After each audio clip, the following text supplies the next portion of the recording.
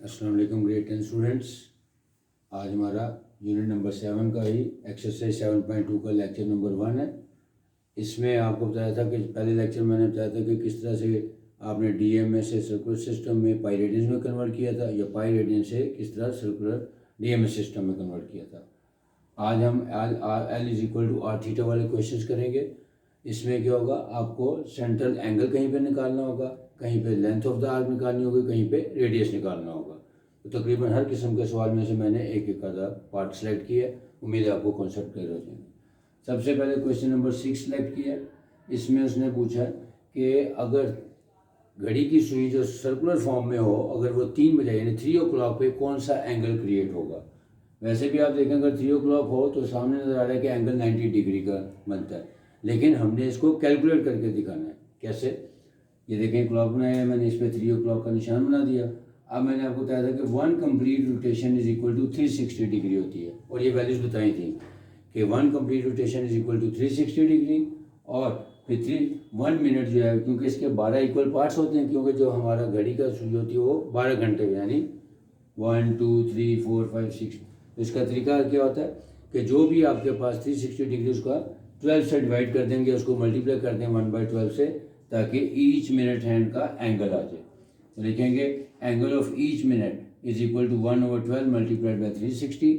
12 से मल्टीप्लाई 1/12 से मल्टीप्लाई करने का वजह क्या है, क्योंकि 360 को ही हमने 12 पार्ट्स में डिवाइड करना है।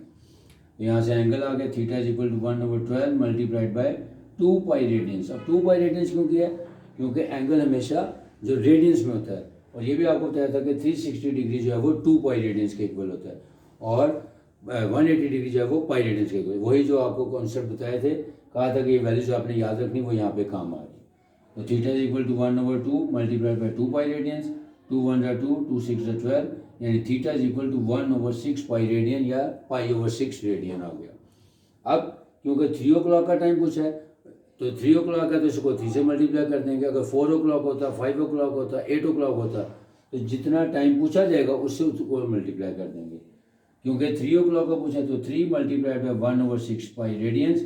अब 3/6 को करेंगे तो ये 1/2 या पाई/2 रेडियंस आ जाएगा। यानी आसान है कि जो भी जितने भी क्लॉक का टाइम पूछा हुआ है, यानी 4 बजे का, 5 बजे का, 6 बजे का, पहले आप ईच मिनट हैंड का एंगल निकाल लें, वो आ गया पाई/6 या 1/6 पाई रेडियन।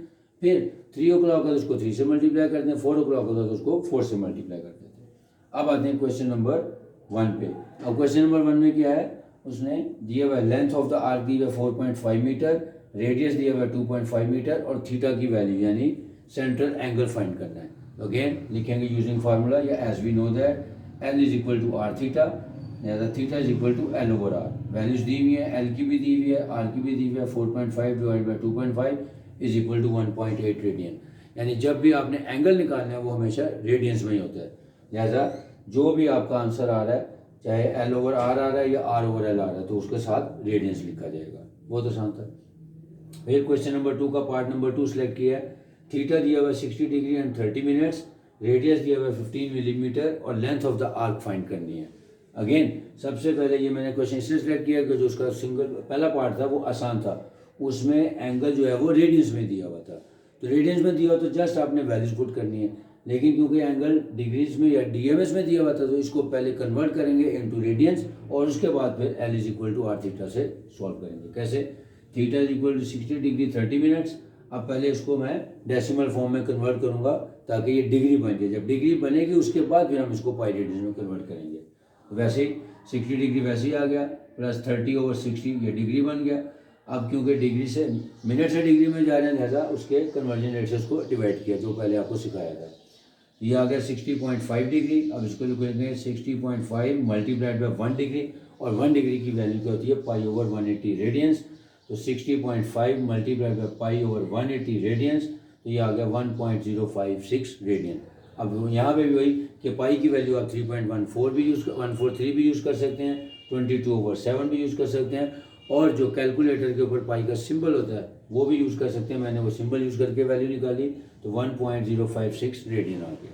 अब लिखें using formula, L is equal to R theta, R भी दिया हुआ है, थीटा की वैल्यू आ गई, मल्टीप्लाई करते हैं 15.84 मिलीमीटर आ गया।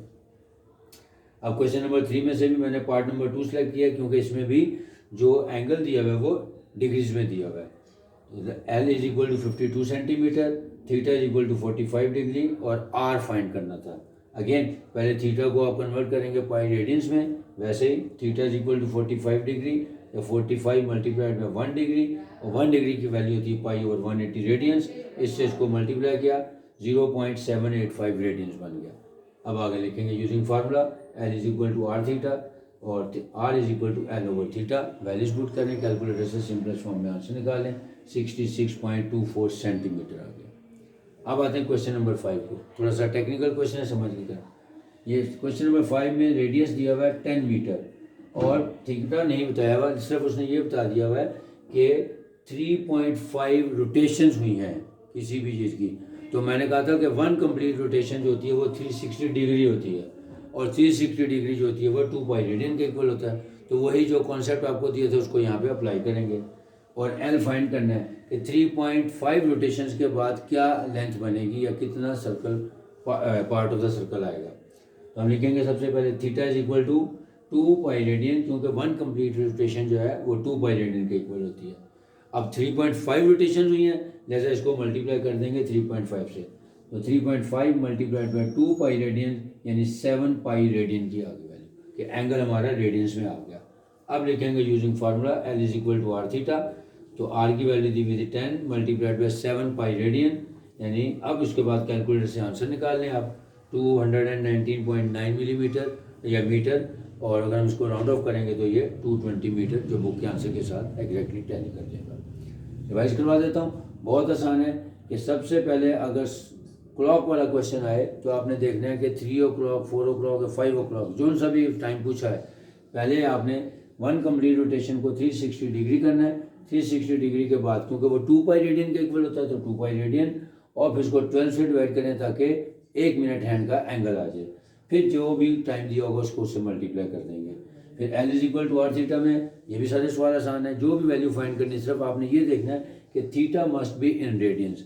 अगर वो कहीं डिग्रीज में है या DMS में तो पहले उसको डेसिमल फॉर्म में कन्वर्ट करें, फिर उसको पाई रेडियंस में कन्वर्ट करें और उसके बाद फिर फार्मूले में अप्लाई करें। और ये जो क्वेश्चन नंबर 5 है इसमें क्या करेंगे, क्योंकि 3.5 रोटेशंस दी हुई हैं, हो सकता है 2.5 रोटेशन देते हैं, यानी 1 कंप्लीट रोटेशन अगेन वही आपने रखनी है, एंगल में 360 डिग्री और रेडियंस में 2 पाई रेडियंस होती है। उसी के मुताबिक पहले जितनी रोटेशन थी उससे मल्टीप्लाई करके आपने एंगल निकाल लेना है, उसके बाद L is equal to R theta के कॉन्सेप्ट से निकाल लेना है।